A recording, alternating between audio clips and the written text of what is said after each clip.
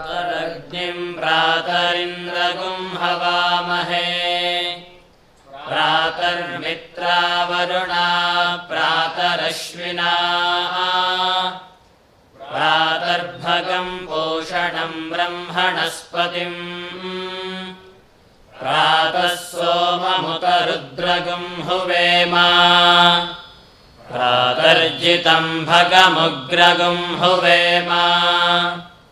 वयं पुत्रमदितेर्यो विधर्ता आध्रश्चिद्यं मन्यमानस्तुरश्चित्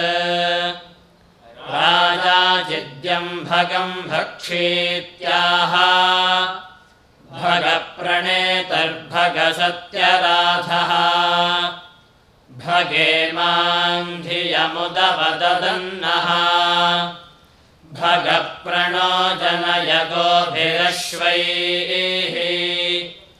भगप्रनृभिर्नृवन्तस्याम उदेदानीं भगवन्तस्याम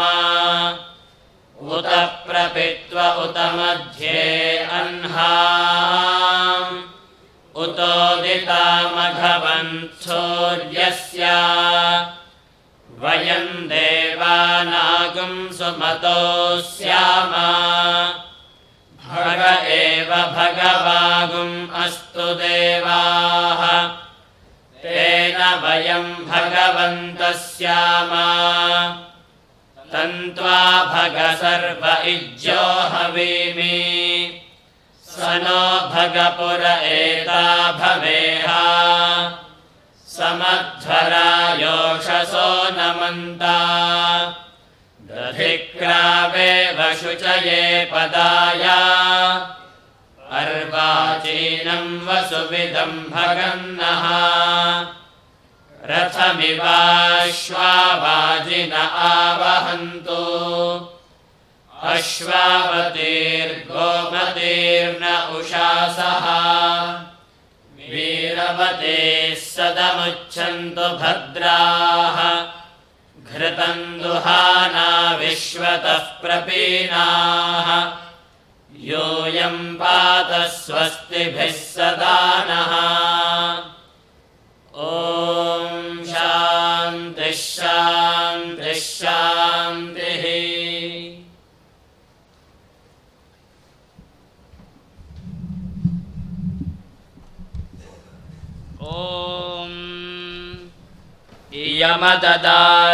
इयमददाद्रभसमृणच्युतं दिवो दासंवध्यश्वाय दाशुषे या शश्वं तमाचखादा वसं पणिन्ताते दात्राणि तविषा सरस्वती इयं जुष्मेभिर्विसखा इवारुजत्सानुगिरीणां तविषेभिरोर्मिभिः पारावतघ्नीमवसे सुवृक्तिभिः सरस्वतीमाविवासे मथीतिभिः सरस्वती देवनिदो निबर्हय प्रजां विश्वस्य वृषयस्य मायिनाः उत क्षितेभ्यो वनीरविन्दो विषमेभ्यो अस्रवो वाजिनीवती प्रणो देवी सरस्वती वाजेभिर्वाजिनीवती धीनामवित्र्यवतु यस्त्वा देवी सरस्वत्युपब्रूते धने हिते इन्द्रन्न वृत्रतूर्ये त्वं देवी सरस्वत्यवाजेषु वाजिनी रदा पूषे वनः सनिम् उतस्या नः सरस्वती घोरा हिरण्यवर्तनिः वृत्रघ्नीवष्टिसुष्टुतिम् यस्या अनन्तो अष्टुतस्त्वेषश्च विष्णुर्नवः अमश्चरतिरोरुवत् सा नो विश्वा अतिद्विषस्वसृरन्या ऋतावरी अतन्महे एव सूर्याः उत नः प्रिया प्रियासु सप्तस्वसासु दुष्टा सरस्वती स्तोम्याभूत आपपृषे पार्थिवान्युरुरजो अन्तरिक्षम् सरस्वती निदस्पातु त्रिशधस्था सप्तधा तुः पञ्च जाता वर्धयन्ति वाजे वाजे हव्याभूत प्रयामहिम्ना महिना सुचेकिते द्युम्नेभिरन्या अपसामपस्तमा रथैव बृहते विध्वने कृतोपस्तुत्या चिकितुषा सरस्वती सरस्वत्यभिनो ने शिवस्योमापस्फरीः पयसा बानाथक युषस्वनः सख्या वेश्या च मात्वत्क्षेत्राण्यरणानि गन्मा प्रक्षोदसाधाय सा सहस्र एषा सरस्वती धरुणमायसी पूः प्रभापथानारथ्ये वयाति विश्वा अपो महिना सिन्धुरन्याः एका चेदत्सरस्वती नदीनां शुचिर्यते गिरिभ्यः समुद्रात् रायश्चेतं ते भुवनस्य भूरेर्घृतं पयो दुदुहेनाहुषाय सवावृथे नर्यो योषणासु वृषा शिशिर्वृषभो यज्ञियासु स वाजिनं मखवद्भ्यो दधाति विसातये तन्वं मामृजीता उतस्या नः सरस्वती जुषाणोपश्यवत्सुभगा यज्ञे अस्मिन् मितज्ञभिर्नभस्यैर्या नारायायुजाचिदुत्तरा सखिभ्यः इमा जुह्वा नायुष्मदा नमोभिः प्रतिस्तोमं सरस्वति जुषस्व तव शर्मन् प्रियतमे दधाना उपस्थेयाम शरणं न वृक्षम् अयमुते सरस्वति वसिष्ठो द्वारावृतस्य सुभगे व्यावः वर्धशुभ्रे स्तुवते रासि वाजान् यूयं पातस्वस्तिभिः सदा नः बृहदुगायिषे वचो सूर्या नदीनां सरस्वतीमिन्महया सुवृक्तिभिः स्तोमैर्वसिष्ठरोदसी उभे यत्ते महिना शुभ्रे अन्धसि अधिक्षियन्ति पूरवाः सा नो बोध्यविद्रे मरुत्सखाचोदराधो मघोनां भद्रमिद्भद्राकृणवत्सरस्वत्यकवारी चेतति वाजिनीवती कृणाना च मदग्निवत्स्तुवाना च वसिष्ठवत् जनीयन्तोऽन्वग्रवः पुत्रीयन्तः सुदानवः सरस्वन्तं हवामहे ये ते सरस्व ऊर्मयो मधुमन्तो घृतश्च्युताः तेभिर्नो विता भवा पीपिवांसं सरस्वतस्तनयो विश्वदर्शतः भक्षीमहि प्रजामिषम् अमम्बितमे नदीतमे देवितमे सरस्वती अप्रशस्ता इव स्मसि प्रशस्तिमम्बनस्कृति त्वे विश्वा सरस्वतिः श्रितायोंषि देव्यां शुनहोत्रेषु मत्स्वप्रजान् देविदिदिढ्ठिनः इमा ब्रह्म सरस्वति जुषस्व वाजिनीवती या ते मन्मकृत्समदारुता परिप्रिया देवेषु जुह्वति पावकानः सरस्वती वाजेभिर्वाजिनीवती यज्ञं वष्टुधिया वसुः चोदयित्रे सोनृतानां चेतं ते सुमतीनां यज्ञं दधे सरस्वती महो अर्णः सरस्वती प्रचेतयति केतुना धियो विश्वा विराजति सरस्वतीं देवयन्तो हवन्ते सरस्वती मध्वरेतायमाने सरस्वतीं सुकृतो आह्वयन्त सरस्वती दाशुषे वार्यं दात सरस्वतीया सरथय्ययाथस्वथाभिर्देवि पितृभिर्मदन्ति आसद्यास्मिन् बर्हिषिमादयस्वानमीवा इष आधेश्चस्मे सरस्वतीयां पितरो हवं ते दक्षिणायज्ञमभिनक्षमाणाः सहस्रार्घमिडो अत्र भागं राजस्पोषं यजमानेषु धेहि आनो दिवो बृहतः पर्वतादा सरस्वती यजतागं तु यज्ञं हवं देवी जुजुषाणा घृताचीशग्मान्नो वाचमुषति शृणोतु राकामहं सुहवां सुष्टुति हुवे शृणोतु नः सुभगा बोधतुत्मना सेव्यत्वपःसूच्याच्छिद्यमानया ददातु वीरं शतदाय मुख्यम् यास्ते राके सुमतयः सुपेशसो याभिर्तदासि दाशुषे वसूनि ताभिर्नो अद्य सुमना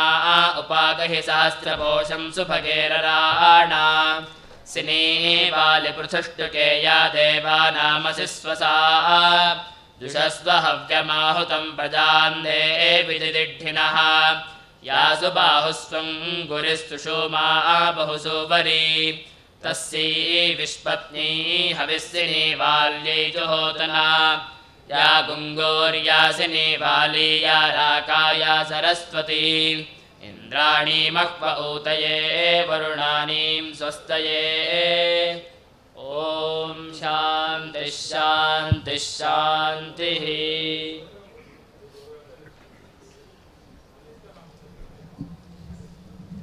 हरिः ॐ राष्ट्रदे राष्ट्रदा वृचो राष्ट्रदा ज्योतिजरा देवन् राष्ट्रदा समिधमहितवासते राष्ट्रदा उभयपदविते राष्ट्रदा तञ्जविहामयाजोर्दजनिसते राष्ट्रदा राष्ट्रमहितभिपिते राष्ट्रदा समिधन्तञ्जुवासे राष्ट्रदा विपतविपर्ययान्तते राष्ट्रदा महिमूर्जग्गो राष्ट्रदा सीततवापिततरं राष्ट्रदा वेदभूषिततरं राष्ट्रदा असाविततरं राष्ट्रं अथ घनः साविसं राष्ट्रदा इति राष्ट्रदा राष्ट्रे मते राष्ट्रदा राष्ट्रसनि सविसता सन्ध्यसे राष्ट्रदा मुरिषन्दसे राष्ट्रदा विपाविससते राष्ट्रदा राष्ट्र इति राष्ट्रदा मूर्जग्गो राष्ट्रदा समिधविसन्तरे राष्ट्रदा शेषा विहत विहतन्तो विहतन्तो मदीजा विहतन्तो सीमावतितविदमहतन्तो मया विततमिह मदितन्तो ससा विपर्या विबधसन्तन्तो विपर्यतन्तो विबधतन्तो मूर्जा सदा समिधमिहते विपितवेषाः सा विपितवेषणो सम विपितवेषणो विपितवेषणो शनो समा सम सदिता तञ्जग्गो दितवते जाततिजातातिरपते तातिरपते इति तातिरपते जाततिजातातिरपते मोर्षत जाततिजातितारपते राष्ट्रततितारपते इति तितारपते तं वेदभूषितराष्ट्रदा वेदभूषित इति भूषितराष्ट्रदा राष्ट्रदा तमिसविहे यास्ततधनितन्धासमो विपराशिष्ठो मते राष्ट्रं इति राष्ट्रते सूर्यावते तितन्धसे धसे इति तितन्धसे राष्ट्रम् इति राष्ट्रते राष्ट्रन्दते राष्ट्रांश्च विदधे साध्यसे समी समहतमूर्जते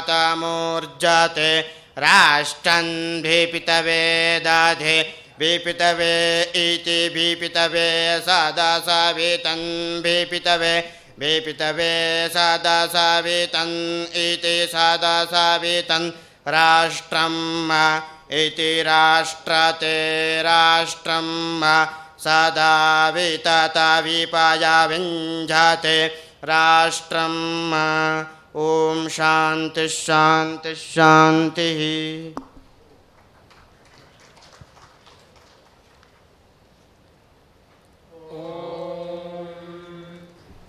संज्ञानं विज्ञानं प्रज्ञानं जानदभिजानत् संकल्पमानं प्रकल्पमानमुपकल्पमानमुपक्लृप्तं क्लृप्तम्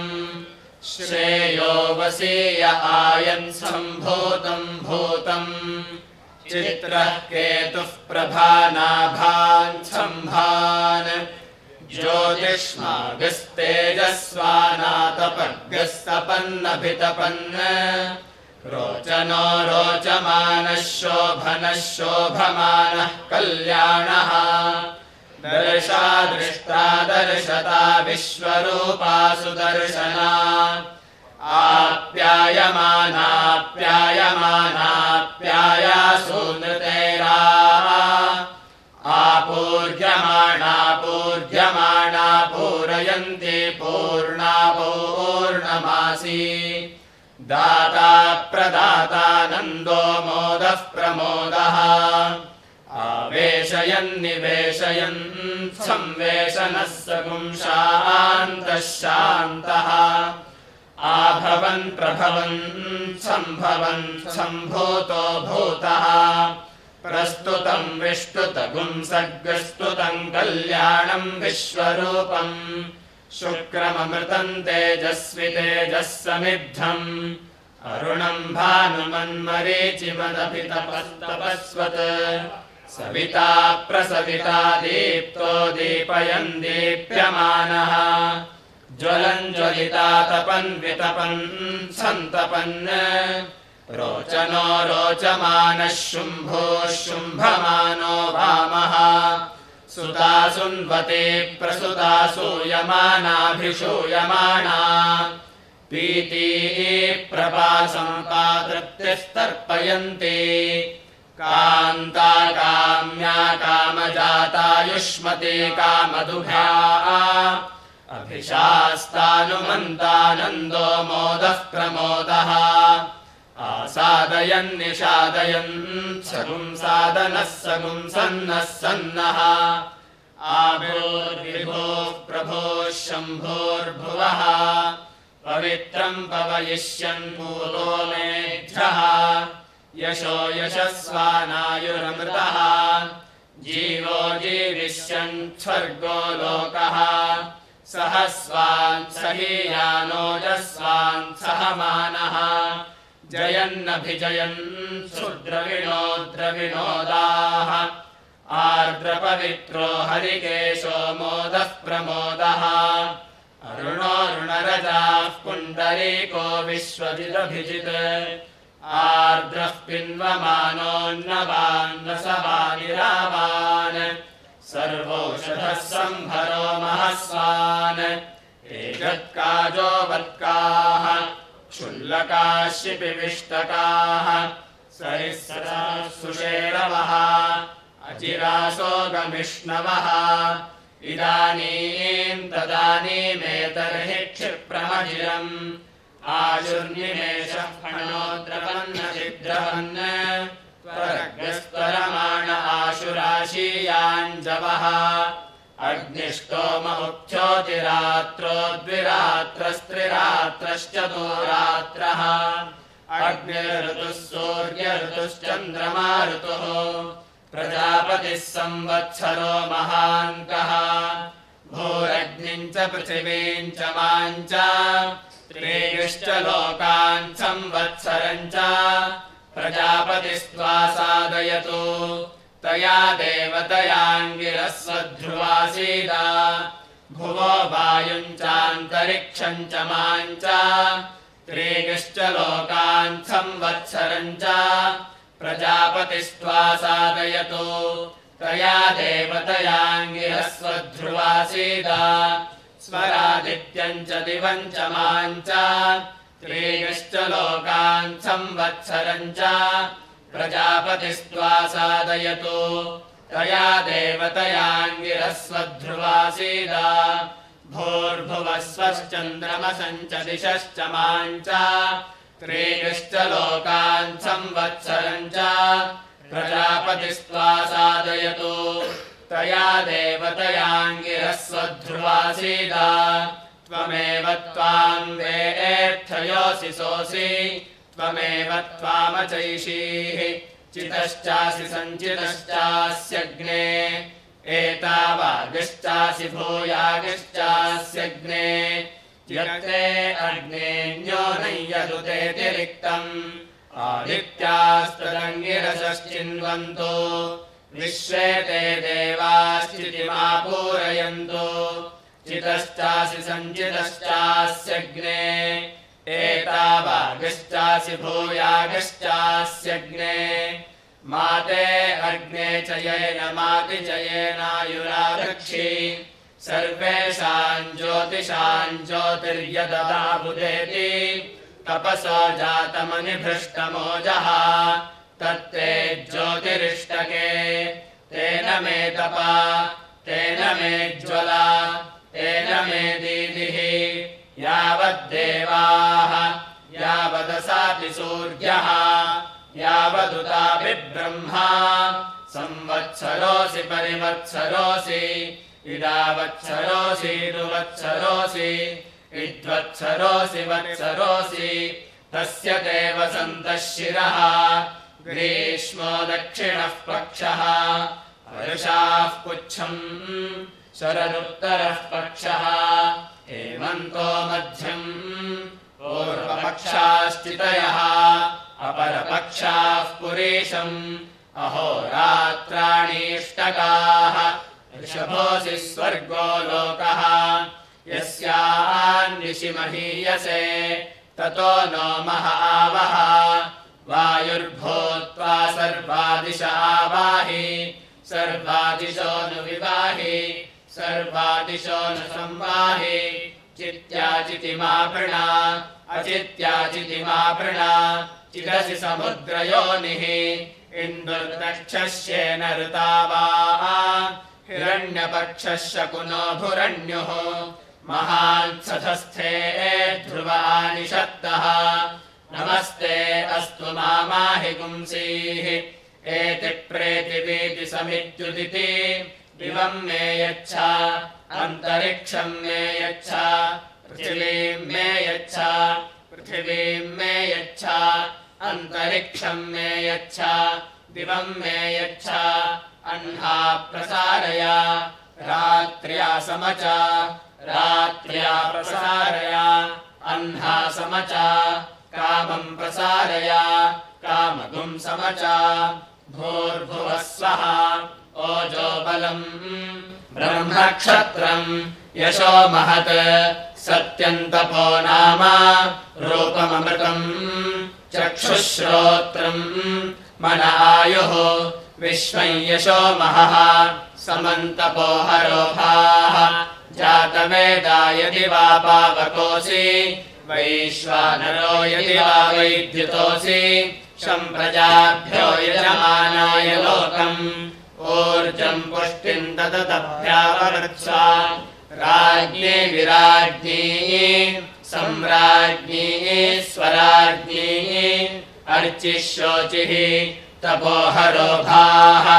अग्निरिन्द्रो बृहस्पतिः विश्वे देवा भुवनस्य गोपाः ते मा सर्वे यशसा सगुम् सृजन्तु असवे स्वाहा वसवे स्वाहा विभुवे स्वाहा विवस्वते स्वाहा अभिभुवे स्वाहाधिपतये स्वाहा दिवाम् पतये स्वाहा ब्रह्मस्पत्याय स्वाहा चाक्षुष्मत्याय स्वाहा ज्योतिष्मत्याय स्वाहा राज्ञे स्वाहा विराज्ञे स्वाहा सम्राज्ञे स्वाहा स्वराज्ञे स्वाहा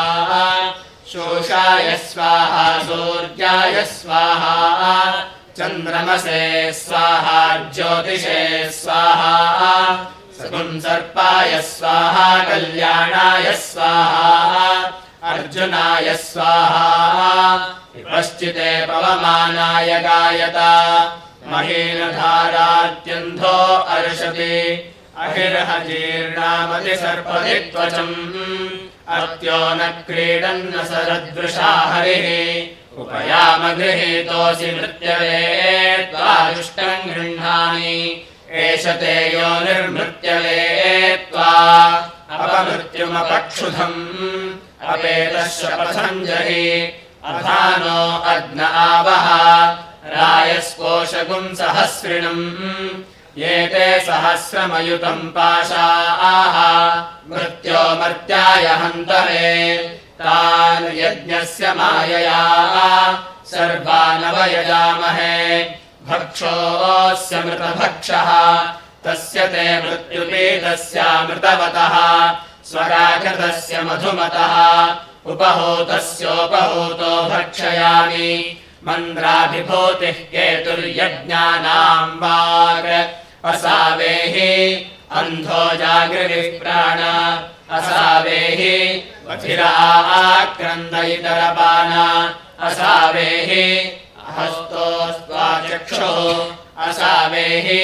अपादाशो मनः असावेहि कवे विप्रचित्ते श्रोत्र असावेहि सुहस्तः सुवासाः शोषो नामास्य मृतो मर्त्येषु तन्त्वाहम् तथा वेद असावेहि अग्निर्मे वाचि श्रितः वाग्हृदये हृदयम् मयि अहममृते अमृतम् ब्रह्मणि वायुर्मे प्राणे श्रितः प्राणो हृदये हृदयम् मयि अहममृते अमृतम् ब्रह्मणि सूर्यो मे चक्षुषि श्रितः चक्षुर्हृदये हृदयम् मयि अहममृते अमृतम् ब्रह्मणि चन्द्रमा मे मनसि श्रितः मनो हृदये हृदयम् मयि अहममृते अमृतम् ब्रह्मणि दिशो मे श्रोत्रे श्रिताः श्रोत्रगुम् हृदये हृदयम् मयि अहममृते अमृतम् ब्रह्मणि आपो मे रेतसि श्रिताः रेतो हृदये हृदयम् मयि अहममृते अमृतम् ब्रह्मणि पृथिवी मे शरीरे श्रिता शरीरगुम् हृदये हृदयम् मयि अहममृते अमृतम् ब्रह्मणि ओषधिवनस्पतयो मे लोमसुश्रिताः लोमानि हृदये हृदयम् मयि अहममृते अमृतम् ब्रह्मणि इन्द्रो मे बले श्रितः बलगुम् हृदये हृदयम् मयि अहममृते अमृतम् ब्रह्मणि पर्जन्यो मे मूर्ध्नि श्रितः मूर्धा हृदये हृदयम् मयि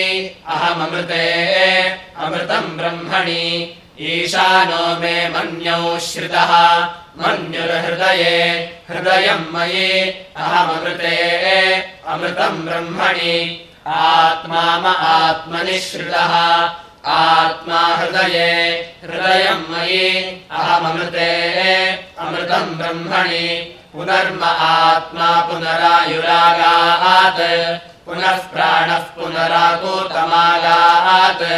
वैश्वानरो रश्मिभिर्वावृधानः अन्तस्तिष्ठत्वमृतस्य गोपाः ॐ शान्तिः शान्तिः शान्तिः ब्रह्मन् ब्राह्मणो ब्रह्मवर्चसे जायतामास्मिन् राष्ट्रे राजन्य इषव्यः शूरो महारथो जायतान्दोद्धृधेनुर्वोढा नड्वानाशुः सप्तिः पुरन्धिर्योषा जिष्णो रथेष्ठाः सधेयो युवास्य यजमानस्य वीरो जायतान्निकामे निकामेनः पर्जन्यो वर्षतु फलिन्यो न ओषधयः पच्यन्ताम् योगक्षेमो नः कल्पताम् ॐ शान्तिः शान्तिः शान्तिः हरिः ॐ श्रीकृष्णाय ಪೂರ್ಣಮಸ್ತು. ಧನ್ಯವಾದಗಳು.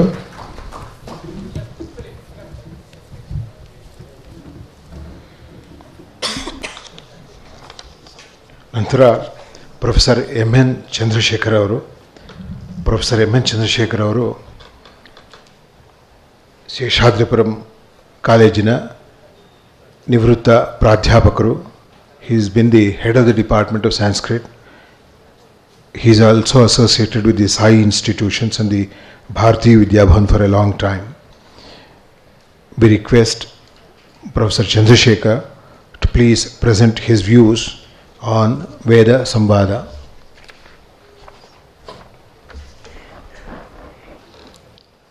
ಯಾವ ಋಷಿಗಳು ಯಾವ ವೇದ ಮಾತೆಯನ್ನು ತಮ್ಮ ಮನಸ್ಸಿನಲ್ಲಿ ಕಂಡುಕೊಳ್ತಾ ಇದ್ದಾರೆಯೋ,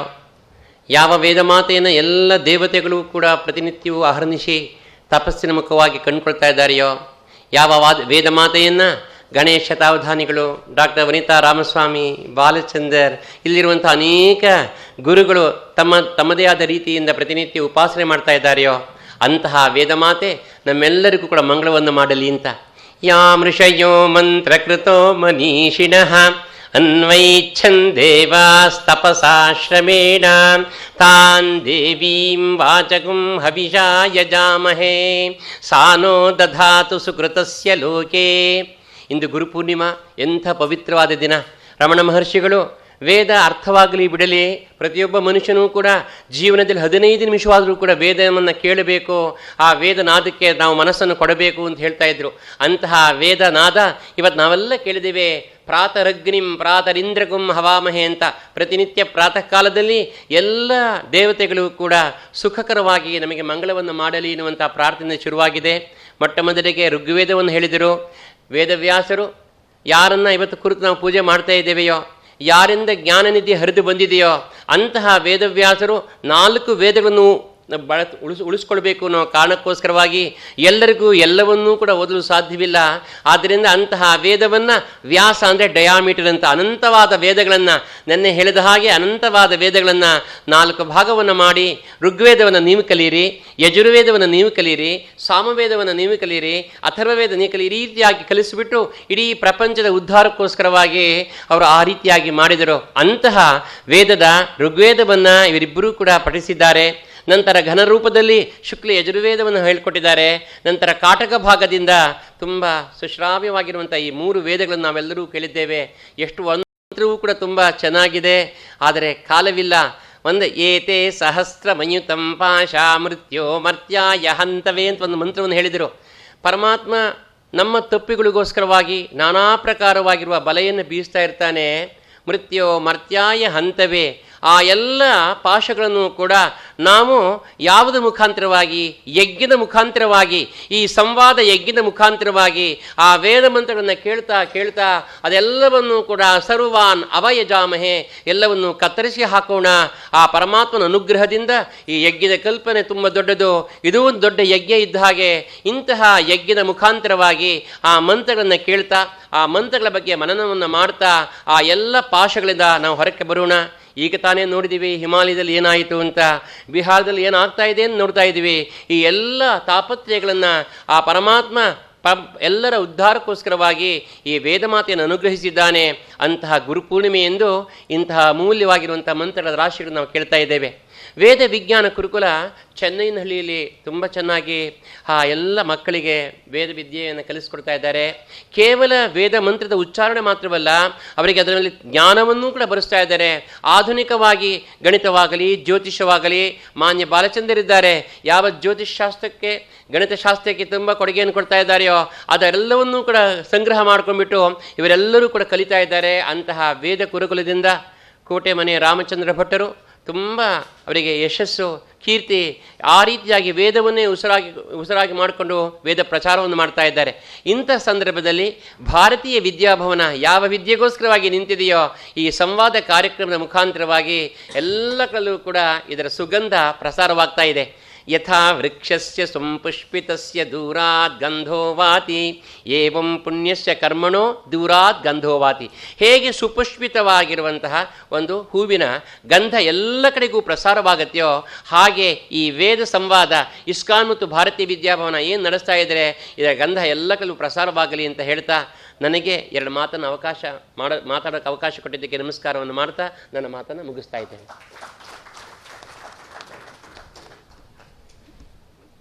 ಧನ್ಯವಾದಗಳು ಸರ್. ಭಾರತೀಯ ವಿದ್ಯಾಭವನ ಮತ್ತು ಇಸ್ಕಾನ್ ಪರವಾಗಿ ಶ್ರೀ ಮಾನ್ ಮಿಶ್ರಾ ಮತ್ತು ಪ್ರೊಫೆಸರ್ ಚಂದ್ರಶೇಖರ್ ಅವರು ವೇದ ವಿದ್ಯಾರ್ಥಿಗಳನ್ನು ಸನ್ಮಾನ ಮಾಡ್ತಾರೆ.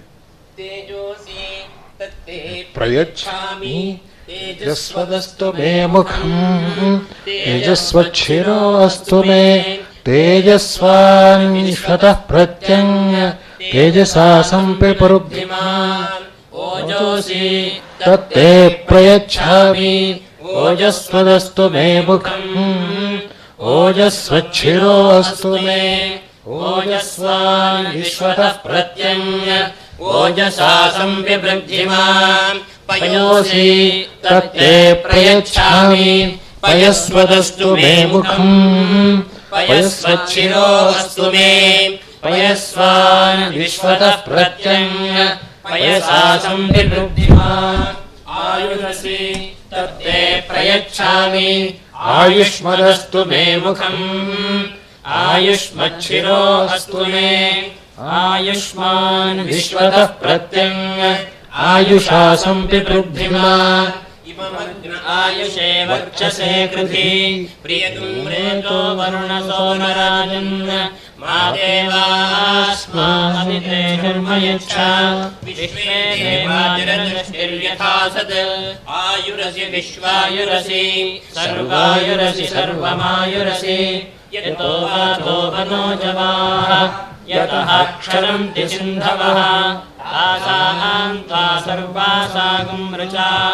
ಅಭಿಷಿಂಚಾಮಿ ವರ್ಚಸಾ ಸಮುದ್ರ ಇವಾಸಿಕಂ ಹನಾಃ ಸೋಮ ಇವಾಸ್ಯದಾಭ್ಯಃ ಅಗ್ನಿರಿವ ವಿಶ್ವತಃ ಪ್ರತ್ಯಂಗ ಸೂರ್ಯ ಇವ ಜ್ಯೋತಿಷಾ ವಿಭೂಃ. ಭವನದ ಪರವಾಗಿ ಮಿಶ್ರಾ ಅವರು ಪ್ರೊಫೆಸರ್ ಚಂದ್ರಶೇಖರ್ ಅವರನ್ನು ಸನ್ಮಾನಿಸಬೇಕು ಅಂತ ಕೇಳ್ಕೊಳ್ತೇವೆ.